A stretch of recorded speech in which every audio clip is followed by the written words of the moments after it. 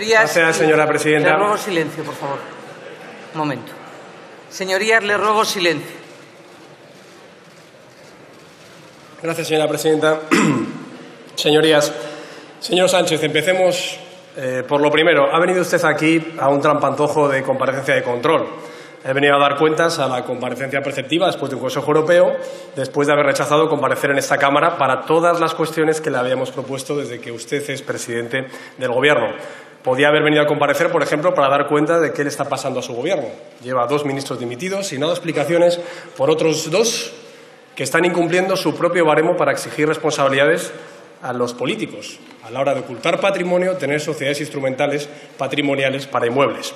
O, por ejemplo, a otro que ha tenido información privilegiada a la hora de mover valores en la compañía en la que estaba, según la CNMV, no según el Partido Popular.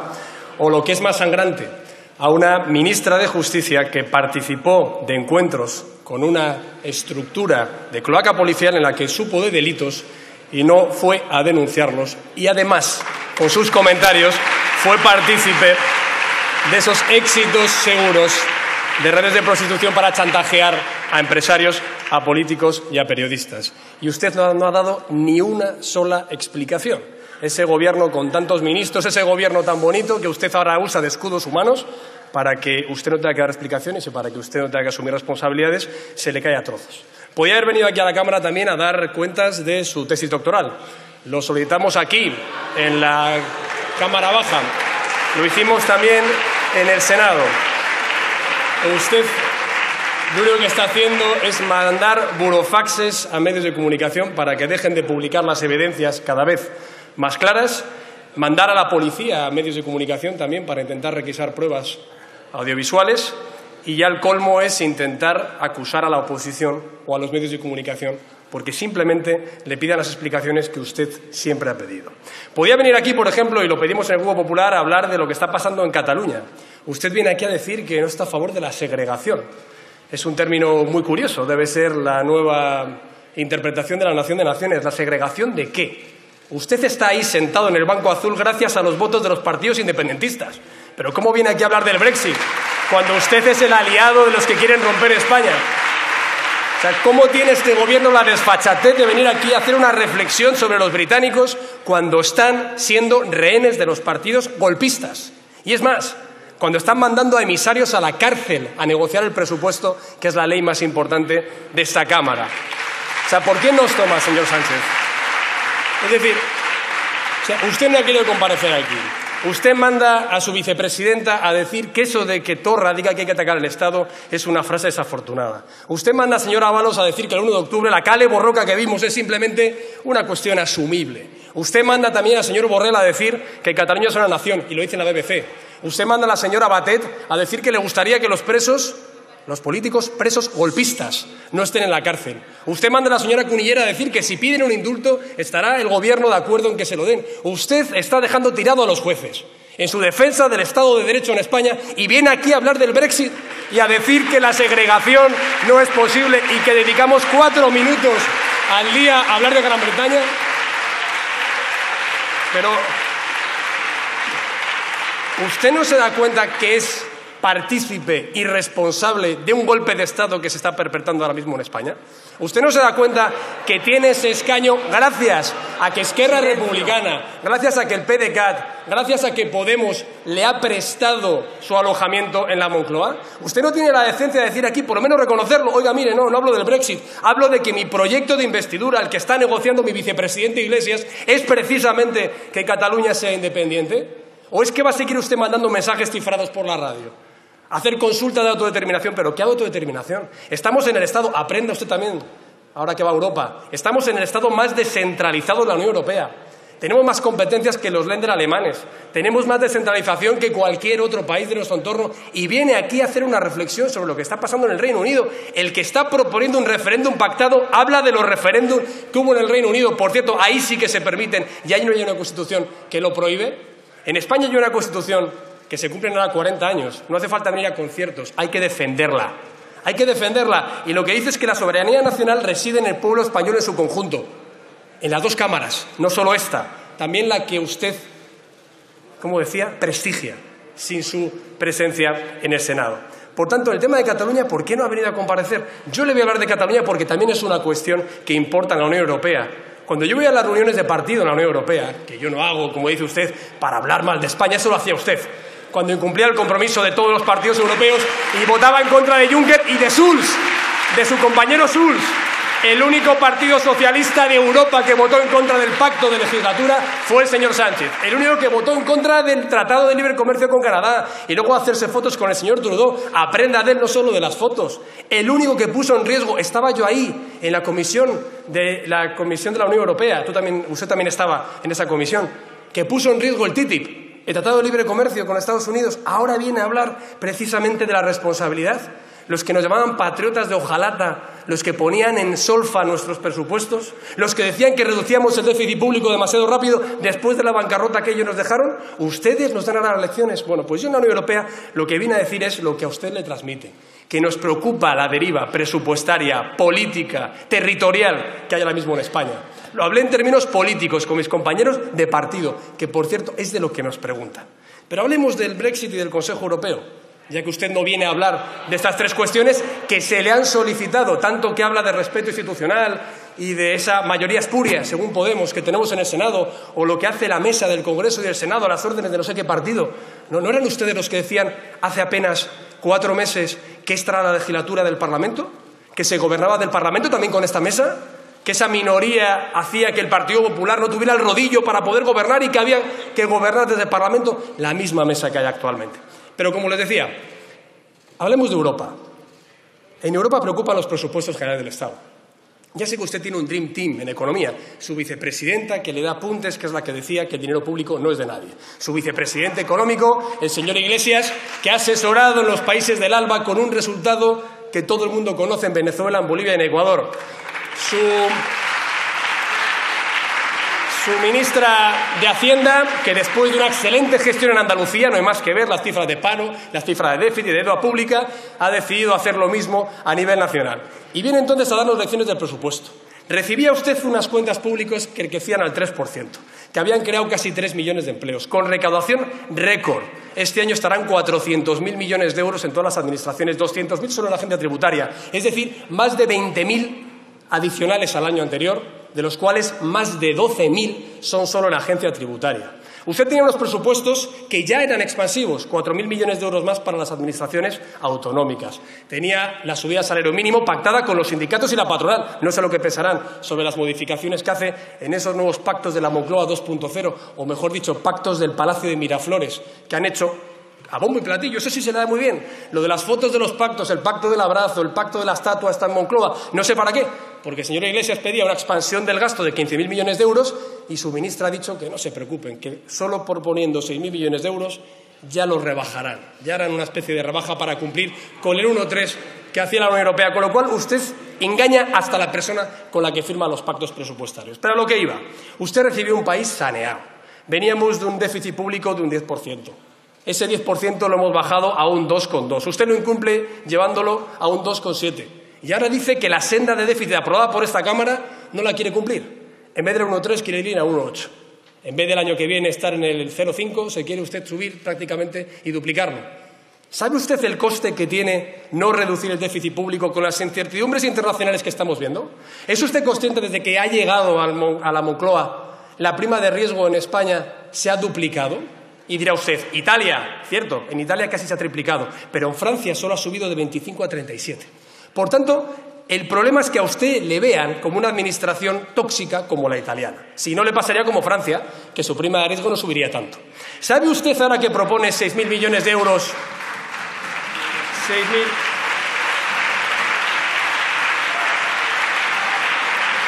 Ahora que propone 6.000 millones de euros de expansión de gasto, ¿es usted consciente de que con un punto más en el interés de la deuda, es decir, para entendernos, 100 puntos básicos de prima de riesgo, ahora, insisto, ha subido 40, ya está gravando los intereses de la deuda en 10.000 millones de euros? Me dirá, bueno, conforme se vaya renovando, bien, haga usted la extrapolación anual. Es decir, que lo que usted está proponiendo probablemente por falta de credibilidad, incluso ni siquiera llegue a ser un gasto que llegue a los españoles. Ya he dicho que era innecesario, pero es que probablemente por la pérdida de crédito de la Administración por sus incumplimientos en el déficit y en la deuda, no va a llegar. Pero decían, insisto, que nosotros hacíamos una política irresponsable, que en Bruselas iban a decir que este presupuesto estaba estupendamente.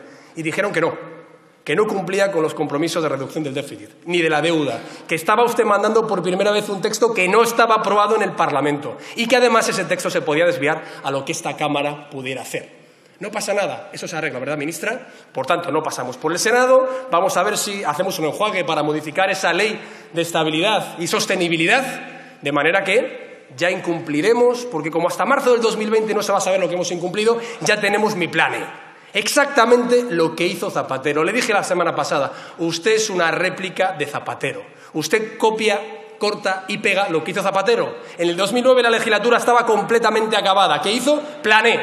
12.000 millones de euros para aceras, para papeleras, para carteles muy grandes, para una campaña electoral de 2 años, que es lo que usted quiere hacer ahora mismo, a costa de la recuperación económica, de los impuestos, del gasto y de la propia dignidad presupuestaria de este país.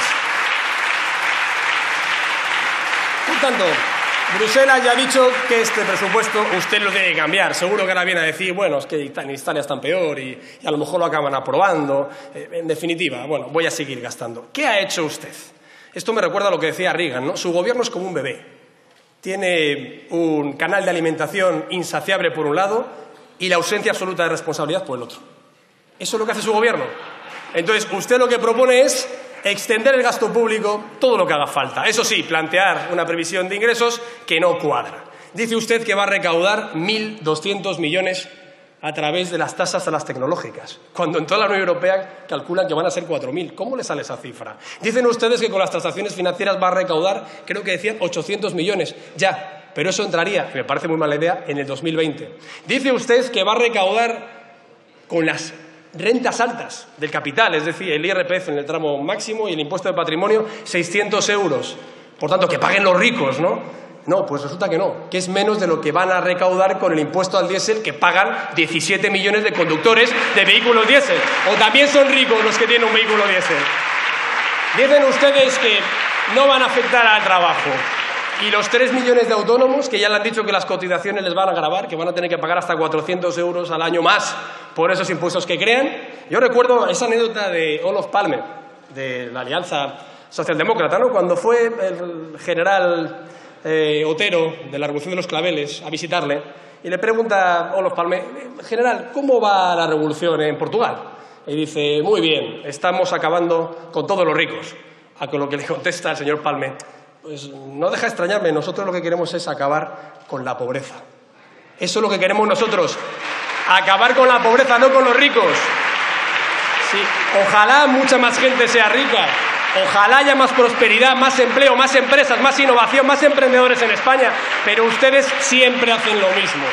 Ya hemos recuperado España, vamos a volver a financiar la campaña electoral destrozando una vez más la economía. Por tanto, no cuadran ni los ingresos, no cuadran tampoco los gastos, sobre todo lo que no cuadra es el plan que tiene usted para España. Y el problema que tenemos es que ahora mismo no estamos para bromas. Usted nos dirá que la deuda pública ha aumentado mucho, también cuando gobernábamos nosotros. Yo se lo voy a explicar para que usted lo sepa. Aumentó por su culpa. ¿Por qué? Porque nos dejó un 9% de déficit. Si usted suma el déficit público, que según ustedes íbamos muy rápido reduciéndolo, le van a salir 42 puntos. ¡Qué casualidad! Los 42 puntos que aumentaron la deuda pública. Y si algún economista en la sala de ese gabinete que tiene de Dream Team económico le dice, hombre, eso no es directamente proporcional, cierto, yo le saco del cajón y de las alfombras lo que ustedes escondieron. La deuda en el déficit tarifario. Ya sé que no computa como deuda pública, pero sí la de infraestructuras, sí la sanitaria, sí la de proveedores, sí el FLA. Por tanto, la deuda pública subió porque nosotros pagamos sus facturas. Y aún así, según ustedes, lo hacíamos muy rápido. Pero mire, apréndase las cifras. Decía ahora, y lo ha dicho al final de la intervención, es que nosotros venimos a acabar con 7 años de recortes. ¿Ha leído usted que en el gobierno del Partido Popular de Mariano Rajoy aumentó el gasto en 26.000 millones de euros? 26.000 millones de euros podríamos evaluar exactamente si a ustedes les parece adecuado o no. Parece ser que a los españoles sí, porque eso ha generado 3 millones de empleos después de un gobierno que generó 4 millones de parados. Por tanto, creemos empleo, bajemos los impuestos, así recaudaremos más, el círculo virtuoso de la economía se activará. No queremos otra recesión, señor Sánchez. No queremos que una vez más, después del 96, después del 2004, el Partido Socialista nos deje un país fundido, arruinado, quebrado, que sea de ser, digamos, el orgullo de toda Europa, de cómo estamos haciendo las cosas, que vuelva a ser una preocupación. Que volvemos a estar en los debates, precisamente, de cómo España tiene que hacer las cosas mejor. Seguimos en el entorno europeo. Yo no sé si ha hablado usted con sus socios comunitarios, yo sí, sobre la euroorden. A mí me preocupa mucho la euroorden. Y yo ya le he dicho que nosotros no queremos ver a España humillada por tribunales regionales en Bélgica o en Holanda, o por ejemplo en Alemania, sin que nosotros hagamos nada, sin que su gobierno haga absolutamente nada. Le voy a plantear una propuesta, y ya la vamos a hacer formalmente nosotros. Entre las 32 medidas o tipos que tienen entrega automática, proponga usted la sedición y la rebelión. Ya está, automáticamente rebelión y sedición, y así los delincuentes que se escapen de España no tendrán que estar al albur de un tribunal regional o alemán o belga que nos los entreguen. Porque eso es Schengen, la confianza mutua entre naciones. Proteja a usted la dignidad de nuestro país. ¿Ha hablado usted en la Unión Europea de lo que está pasando en Cataluña, señor Sánchez? ¿Ha hablado usted que está negociando las cuentas públicas con presos golpistas? ¿Ha hablado usted de que está puenteando, dando indicaciones en los medios de comunicación, no sé lo que harán privado, sobre lo que tienen que hacer los jueces, sobre lo que le parece bien, que recibe también instrucciones de lo que tiene que hacer la Fiscalía, que le están directamente chantajeando, como hizo Esquerra Republicana antes de ayer, diciendo no va a haber presupuestos si la Fiscalía no se aviene a lo que le estamos pidiendo, que es exactamente que retiren las acusaciones? ¿Está usted explicando exactamente por qué España tiene que tener esa humillación de que los presos golpistas, los partidos independentistas, decidan las cuentas públicas, el futuro de nuestros hijos, solo porque usted quiere permanecer una semana más en la Moncloa? Yo sí lo he contado a mis socios de partido. Y le he contado más cosas también, como por ejemplo, habla usted del Brexit y ha dicho textualmente, si se acuerda el tema de Gibraltar, bien, y si no, también. ¿Esa es su filosofía política? Toda la presupuestaria, la de Cataluña, la de País Vasco, la de Navarra, es decir, si el tema sale bien y si no también. Vamos a ello, señor Sánchez. El tema de Gibraltar para el Partido Popular es una línea roja. Estamos ante la oportunidad histórica, después de 3 siglos, de que eso que mandata las Naciones Unidas, que es la descolonización del último enclave colonial que queda en Europa, sea efectiva a través del Brexit. Vamos a poner las cosas en su sitio. Gibraltar no es un territorio británico. Es un territorio que depende de sus competencias exteriores, diplomáticas, del Reino Unido. Y, por tanto, tal y como acordamos en el 2017 todos los países europeos, una vez que el Reino Unido salga de la Unión Europea, Gibraltar no puede tener ningún estatus relacionado con la Unión si no pasa antes por un acuerdo entre el Reino Unido y entre España. Tanto es así que la señora May mandó una carta al señor Tusk diciendo, léasela en el último folio, que la única frontera terrestre que tiene el Reino Unido con la Unión Europea es precisamente la que tiene con Irlanda. Y sin embargo viene su ministro a decir que Gibraltar no va a ser una piedra en el camino, que Gibraltar no va a ser el último escollo de la negociación. Pero ¿alguien le ha pedido que no sea así? ¿O por qué se lo ha pedido? Y dice, no, vamos a pedir que no sigan traficando con el contrabando de tabaco, que no sigan haciendo búnkeres y contaminando la costa, que no sigan teniendo un régimen fiscal absolutamente ilegal. Hombre, solo faltaba, ¿no? Si quieres ya, lo que hacemos es que montamos nosotros directamente el casino.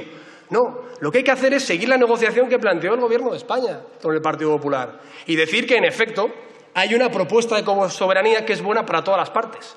Nosotros proponíamos varios puntos que eran buenos para Gibraltar y también eran buenos para los habitantes del campo de Gibraltar y para el Reino Unido y para España y para la Unión Europea. Decíamos que hubiera cosoberanía. Decíamos que podía haber doble nacionalidad, es decir, que aquellos gibraltareños que tengan nacionalidad británica puedan tener al mismo tiempo nacionalidad española. Decíamos también que se podía hacer un área económica especial entre Gibraltar, el campo de Gibraltar y Ceuta para competir precisamente con Tánger, al otro lado del estrecho. Decíamos también que había que hacer inversiones en el campo de Gibraltar, porque no nos olvidemos, ahora que hay campaña andaluza y a lo mejor le están usted informando mal, Gibraltar actualmente es o el tercer o el quinto territorio en renta per cápita del mundo, dependiendo de la analítica que se use. Bien, sin embargo, el campo de Gibraltar tiene una sexta parte de esa renta y es de las zonas más deprimidas de Andalucía, de España y de Europa. Algo falla. Por tanto, ¿no será mejor que pudiéramos invertir en el campo de Gibraltar y que quitáramos la verja y que, por tanto, Gibraltar se beneficiara porque tenía pasaporte comunitario y tuviéramos también, por parte de España, una reclamación histórica asumida por Naciones Unidas y, como veo, territorialmente también por el Reino Unido? Si sale bien y si no, también. Esa es la política frente a los independentistas y frente al Reino Unido. Inmigración. Viene a hablar aquí también de inmigración. Yo fui a Ceuta, Melilla y Algeciras este verano, la que me cayó por decir que no había papeles para todos, que teníamos que hacer solidaridad en origen, que teníamos que apoyar a la Guardia Civil, a la Policía Nacional, que teníamos que apoyar la valla de España, porque España también tiene territorio en el continente africano, y Europa, porque Ceuta y Melilla también es española y también son enclaves europeos. Y por tanto usted lo que decía es que eso era un horror y que entonces pues no había efecto llamada. Bueno, pues el efecto llamada son cifras. 43.000 llegadas de inmigrantes a España desde este año 2018. Para entendernos, lo que yo decía de Libia, la ruta oriental del Mediterráneo ha disminuido exactamente en un 85% y la ruta occidental a través de España ha aumentado un 150%. Le tengo que recordar que este drama de la inmigración ilegal hace, por ejemplo, que haya 2,2 millones de personas explotadas sexualmente por culpa de las mafias, o que haya 7.000 millones de euros en la explotación de esta pobre gente. O, por ejemplo, que estemos ante un reto en el que a través de España está pasando ahora mismo el 42% de todo el flujo migratorio del Mediterráneo a través de Europa. ¿Por qué no hace lo que hacía el Partido Popular? Integración en la inmigración a través de la legalidad, la vinculación a un contrato de trabajo, en definitiva, oficinas de inserción, de educación, cooperación en origen, no lo que hacía Zapatero, esto de apostar por los dialectos de no sé qué país, no, cooperación en escuelas, cooperación en institucionalización, hablar con el Magreb, con el Sahel, con la África subsahariana, una inmigración que sea regular y ordenada, para que el efecto llamada, que ya es innegable, no siga siendo aprovechado por las mafias para extorsionar a millones de personas. Señor Casado, tiene que terminar. Sí, acabo ya, señora presidenta, muchas gracias. En definitiva, señor Sánchez, usted ha venido aquí a hablar de Europa, no ha venido a hablar de lo que pasa en España y no sabemos muy bien exactamente qué es lo que está reivindicando a sus socios comunitarios. No sabemos muy bien qué prestigio tiene, pero quiero acabar, señora presidenta, se lo agradezco, con lo último que es la política exterior de la Unión Europea. La política exterior. ¿Usted ha pedido a los socios comunitarios que apoyen el Grupo de Lima para defender la democracia y las libertades en Venezuela? Como ha hecho Alemania, como ha hecho Francia, como ha hecho Perú, como ha hecho Colombia, como ha hecho Chile, como ha hecho Argentina. A usted Sebastián Piñera le pidió estrictamente que apoyara al Grupo de Lima y usted dijo lo mismo que su predecesor en el cargo como presidente socialista. Se negó a decir preso político, se negó a condenar la dictadura de Maduro y, eso sí, ahora habla de Arabia Saudí. Es que es, para mí, igual de deleznable lo que le ha pasado al periodista Khashoggi que a lo que le pasó a Fernando Aldán cuando lo tiraron por la ventana del SEBIN. Lo tiraron por la ventana a un chaval después de torturarle. ¿O es que usted no hace caso a los informes de la OEA que dice que en Venezuela hay 12.000 arrestos arbitrarios, que hay 6.000 asesinatos en lo que va de régimen dictatorial, que hay 300 torturas ya documentadas y que hay 300 presos políticos en la cárcel? ¿Eso le da igual porque es Venezuela? ¿Porque está Zapatero de asesor? ¿Porque sus socios de investidura y de presupuestos le piden que con Venezuela no se meta? ¿Usted no quiere liderar que Europa siga sancionando a la cleptocracia, a aquellos gerifaltes venezolanos que después de masacrar y llevar a la miseria a su pueblo y extenderlo a Nicaragua, vienen luego a Europa a comprar casas y a tener cuentas en los bancos opacas? ¿Usted le da igual? Habla mucho de Arabia Saudí, pero no habla usted de Venezuela. Por tanto, como decía el otro día, los derechos humanos están por encima de la ideología. Esa es su frase. Pues tenga usted dignidad y defensa por los derechos humanos. Y esta responsabilidad que nosotros mostramos en el caso de Arabia Saudí, aplíquesela a usted, porque es infame que el Gobierno de España esté ajeno al sufrimiento